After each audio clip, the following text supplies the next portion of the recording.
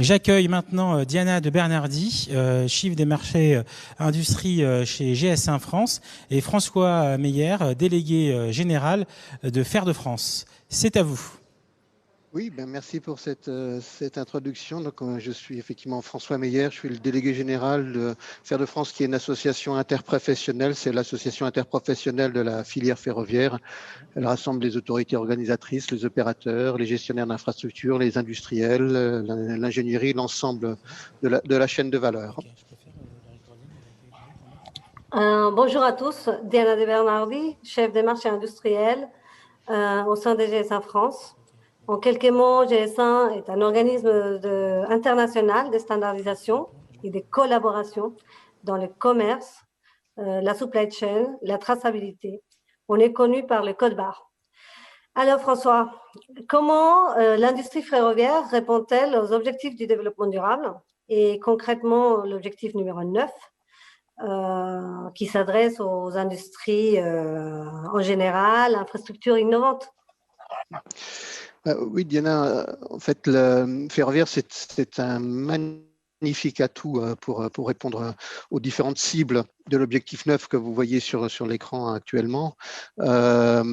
C'est l'objectif 9, l'objectif de l'infrastructure et de l'industrie, et le ferroviaire, c'est une industrie, c'est une infrastructure en constant développement et qui participe pleinement au développement du pays. C'est la France, c'est 30 000 km de voies ferrées, mais c'est aussi la France, c'est un des rares pays au monde qui a un réseau des lignes à grande vitesse à 300 km/h.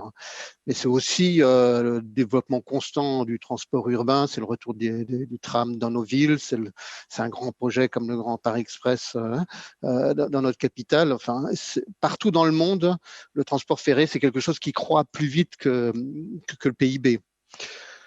Alors c'est vrai que je parle de croissance du PIB et que c'est peut-être pas tout à fait la période, on est dans une situation un peu exceptionnelle de ce point de vue-là, mais c'est aussi dans cette situation exceptionnelle que le ferroviaire a montré sa grande résilience, et résilience qui est un des objectifs, une des caractéristiques, une des attentes de l'objectif 9. Alors, le ferroviaire a été résilient face au Covid-19, c'est maintien des transports en commun, maintien du fret, et je pense que vous vous souvenez tous des TGV médicalisés, plus de 200 patients au total, 24 patients par rame, c'est beaucoup plus efficace qu'un transport par route ou par hélicoptère.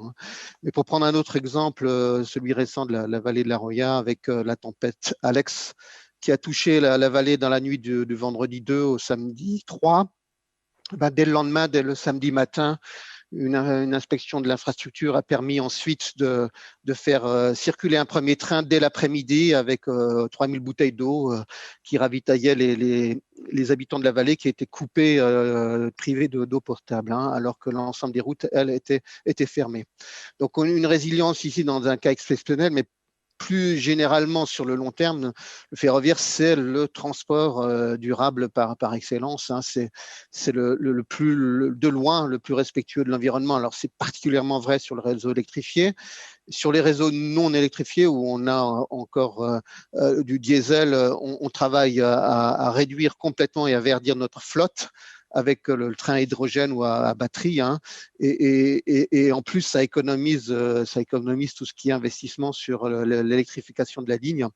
Et le train à hydrogène, c'est pas un rêve, c'est quelque chose d'opérationnel aujourd'hui. Et en plus, quand vous avez une ligne, vous mettez un train à hydrogène, c'est au même endroit une grosse consommation d'hydrogène, et ça pousse, c'est une masse critique pour développer la filière d'approvisionnement hydrogène, et ça beaucoup plus que ce que pourrait faire la voiture qui est dispersée à travers le territoire. C'est pour ça que la transition climatique, elle va passer par un report de la route vers le rail, que ce soit en voyageur ou en fret. Alors, le ferroviaire, c'est aussi, et là on est toujours dans l'objectif 9, une contribution sociale très forte, sociétale très forte. Alors, c'est un peu anecdotique, mais on l'a bien vu encore récemment au moment des annonces de fin de confinement, la précipitation sur les réservations de Noël, le train, ça rapproche les familles dans cette période-là, mais plus généralement, le transport public, le transport ferré, c'est bien souvent le lien vital avec l'emploi. Et en particulier pour les plus défavorisés entre nous, c'est le lien entre le centre Et la périphérie, c'est vraiment là où se joue la cohésion sociale. Et donc, le train, c'est un formidable levier d'aménagement du territoire. C'est un formidable levier d'aménagement urbain. On le voit, ne serait-ce que dans le Grand Paris, mais c'est un schéma duplicable également en région. On est un outil formidable en termes économiques, parce que la France comporte des champions mondiaux en la matière. Alors, on pense à la construction, en industrie, l'industrie ferroviaire. Un quart des métros dans le monde sont d'origine française, et puis la fusion Alstom plus Bombardier va renforcer ce leadership. Mais également en termes d'opérateurs, alors on pourrait penser qu'opérer des trains, c'est quelque chose de très local. C'est vrai que c'est une activité là où se fait le transport, mais dans les faits, il y a sur l'ensemble des opérateurs dans le monde à peu près 7 entreprises qui sont vraiment de taille mondiale, et dans ces 7 entreprises, il y a 3 Français. Donc, on a vraiment un leadership en France qui participe à l'exportation, mais qui participe aussi à un effort considérable de modernisation. Modernisation, c'est plus de 1600 chantiers à l'année sur le territoire national. Alors là, on est dans le travaux lourd, on est dans le rail, on est dans le ballast, mais c'est aussi le ferroviaire. Et là, il est moins connu et on doit être mieux connu là-dessus. C'est un très large spectre d'innovation et du digital. Alors, c'est la conduite autonome. La conduite autonome, ça existe de longue date dans le métro, ça se développe maintenant dans le train. C'est un savoir-faire tout à fait spécifique et unique autour de la gestion du trafic. C'est le MaaS, le Mobility as a Service, pour avoir une solution de bout à bout pour les voyageurs, mais aussi pour le fret. Et puis, c'est un large champ d'exercices et d'innovation autour du numérique. Alors, je pense à la simulation numérique, à tout ce qui relève de l'industrie 4.0, à la maintenance prédictive, à l'IoT. Donc, on est vraiment ici dans la question digitale, dans la question des data, de pouvoir facilement échanger ces data. C'est quelque chose de très important pour nous. C'est la spécialité de GS1. Le CEO de GS1 parlait de manière générale de GS1 sur le digital. Et puis, Diana, je te cède la parole pour nous faire un focus un peu plus précis sur le ferroviaire, sur GS1 qui travaille avec le ferroviaire sur ces questions de partage de data. Merci François. Donc oui, l'industrie ferroviaire s'est tournée vers GS1 pour résoudre un problème principal, et c'est l'identification des pièces et composants. Ici, une représentation de la diversité des manières d'identifier au sein de l'industrie.